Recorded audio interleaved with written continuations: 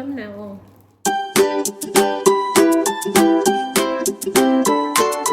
Hello, kabayan! Always think positive! Yan, good morning po. Yan, aga ko nang iluluto itong ano, request ni Mister. Ayan o. Yung paa ng manok. So, hinugasan ko siya sa ano, sa lemon. Pinigaan ko. Para maalis yung dulas-dulas ba niya, tsaka yung langsa. So, pwede rin sa ano, asin tsaka suka. Kaya lang may lemon naman ako rito. Lemon na yung pinang-ano ko. Nung isang linggo pa namin nabili ito eh. Hindi ko lang na iluluto.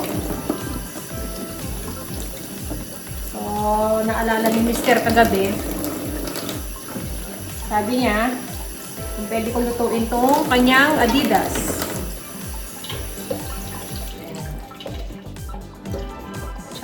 Bago ko piniridge to, bago ko nilagay sa freezer, nilinis ko muna yan. Yan, nung nabili namin siya. So, sangkapan na natin. Papakuluan ko muna to, palalambutin to. Ito, naghiwa na ako ng ano. Ang lalagay ko na lang muna, yung luya, tsaka bawang. Para maalis yung ano, yung langsa niya. Tsaka maglalagay na rin ako ng dahon ng laurel. Para mamaya, pag nagisa tayo, hindi na ako maglalagay. Luluto natin ng ano yan, inadobong may pork and beans. Yan, dalawa lang. Tapos, lagyan natin ng black pepper corn na yan, buo. Yan. Hindi ko naman siya lalagyan ng asin kasi palalambutin lang natin siya. Tsaka ano, mamaya luluto natin siya, doon na natin siya sasangkapan. So, ganun ang ginagawa ko. Papalambutin muna natin to bago natin igisa. So, yan. Salang na natin.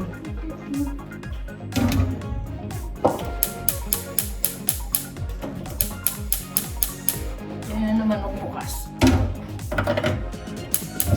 Yan. Yan, sakit nito. Natin hanapan ng sakit. So, yan. Palambutin lang natin yan. Yung request ni Mister. Ayun, pakuluan lang natin ito. Palambutin natin. Tapos mamaya gigisa natin sa pork and beans. Meron pa akong isang latang pork and beans yan eh. Ia-adobo natin na may pork and beans. So, balikan ko ulit mamaya. Si Bunso ay nag-prefer na aalis siya. May trabaho siya ngayon kahit Sabado. So, silang tatlo may trabaho ngayon. So, yan. See you mamaya. Oh. Kulo-kulo na. So, hindi pa siya malambot. Malalaman mo malambot na malambot to yung magbibiyak-biyak na yan. So, okay pa. Pakuluan pa natin. Hindi pa malambot. So, ayan o. Sobrang kulo na yan. Malambot na siya.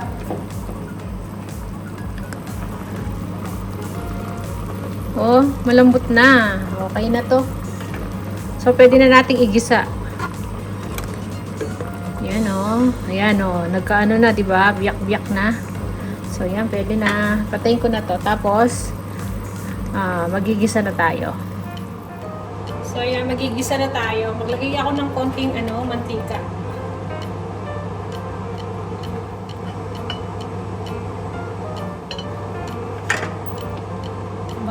Ay, sibuyas, lagay na natin.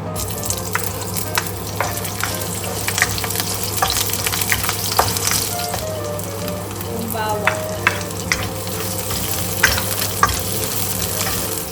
So, pwede na natin lagay yung Adidas chicken kit.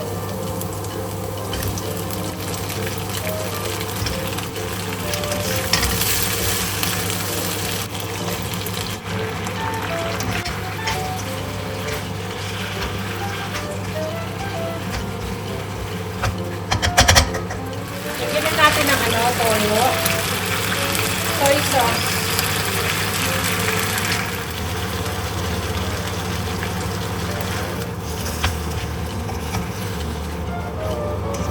Dahil malambot na yung ating chicken feet, pwede na natin lagyan ng suka.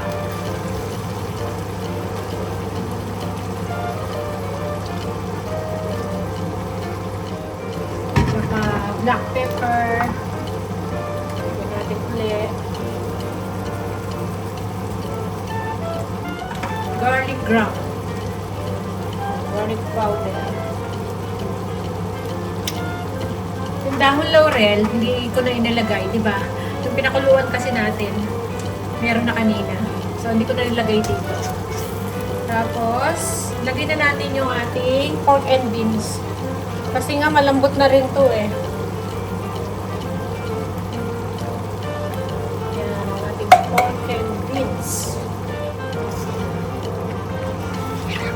So, lalagay ako ng konting sugar nito para pambalanse sa alat, asim, yun.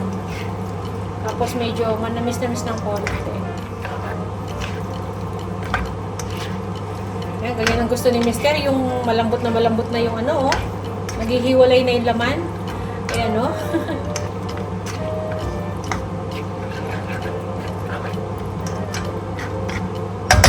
Lagyan natin ng konting sugar.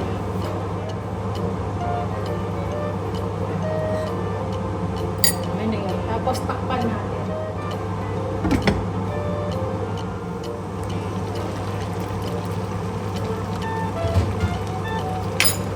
So yan, haluin lang natin. Kung gusto niyo magdagdag ng ng sabaw, pwede. Tubig. Malapot yung di ba, yung sabaw niya. So, tikman natin kung okay na yung timpla niya.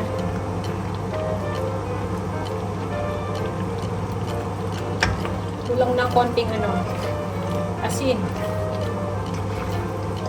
Matabang siya. So, dagdagan natin. Konting salt.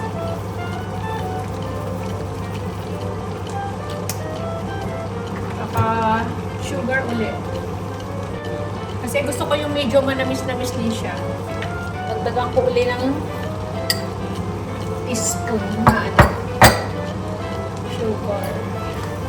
So, depende sa inyo kung gusto nyo medyo manamis-namis siya. Medyo maasim-asim na pa siya eh. Matabang. Ayan. So, tansya-tansya lang sa pagtitimpla.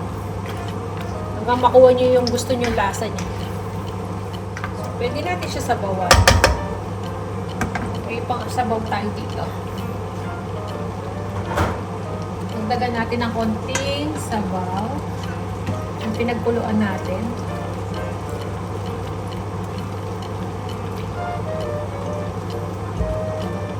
Yan. Para hindi siya matuyuan. Siya, no? Lutong-luto na to, oh. Lambot na. Kahiwa-hiwalay na yung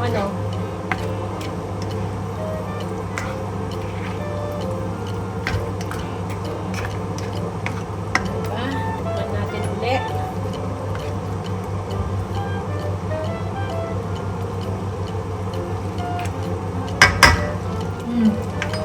Okay na. Lagyan na lang natin ng sili. Sili. Fresh from the garden. Nag-ano ako kanina eh. Kumuha ako. So, try natin itong maliliit na sili. So, lagyan natin ng sili. Ayan, medyo dinamihan ko yung sili kasi kami naman ni Mr. kakain. Yung mga bata, hindi naman kakainin to. Hindi naman sila kumakain ng ng chicken feet. Masaya lang kasi yun eh. So, yan. May sili na siya. So, pakuluan ko lang ng konti. Tapos okay na to. Yan malambot na. Yan. Mahina na yung ano natin eh. Okay. So yan, pwede na to. Pwede na to. Sobra yata ang hang to ah. Pwede na. Okay na to. Sarap. Pwede pang pulutan yan. Kaso hindi naman umiinom si Mr. na eh. Ayan ang ating inadobong chicken feet with pork and beans. So, yan. Okay na to. Luto na.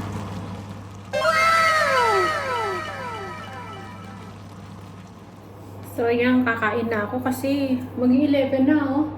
Uuwi pa lang sila, Mr. tsaka si Bunso. Kunyari, labas ni Bunso 1:30. So, bibiyahe pa sila. So, mga 2 something na yun. Kaya kakain na tayo kasi susunduin daw ni Mr. si Bunso. Hintay na niya. So, yun. Ito yung ating chicken feet adobo with pork and beans. Medyo spicy nga lang to. Yari ako. Kaya meron na akong tubig dito. Malambot na. Oh, na. Wala na yung buntot. Ay, yung ano nito. Oh. Yan. Konting kanin lang tayo sa maliit na ano. Yan. Kaya mauna na ako kasi hindi pa ako nag-almusal. So, naku, yung sili. Baka makain ko. Yan. Gusto ko yung may ganyan yung sauce. Yan. Sauce pa lang, ulam na. Oh. Mamit ako ng gloves natin. Medyo spicy. Spicy nga. Maano pala. Sobrang anghang pala nung nakuha kong sili dun sa ano, yun oh. Yun sa maliliit. Hinarvest ko kasi kanina yun eh. Yung ano, siling labuyo. Ang harap. Kain po tayo. Salamat Lord sa ano na naman. Another blessing na naman. Ayan. Kahit pa paano may kinakain tayo. Spicy nga. Ang sarap niya. Try nyo. Basta makuha nyo yung timpla. Yung may konting tamis siya. Tapos, yung alat asim. Magka na yun. Yung pork and beans. Padagdag rin. Lasa. Lambot niya. Kaya ganun ginagawa ko para mabilis na iluto. Pinapakuluan ko muna. Maganda rin daw kainin to kasi dahil sa collagen niya. Tapusin na natin video natin.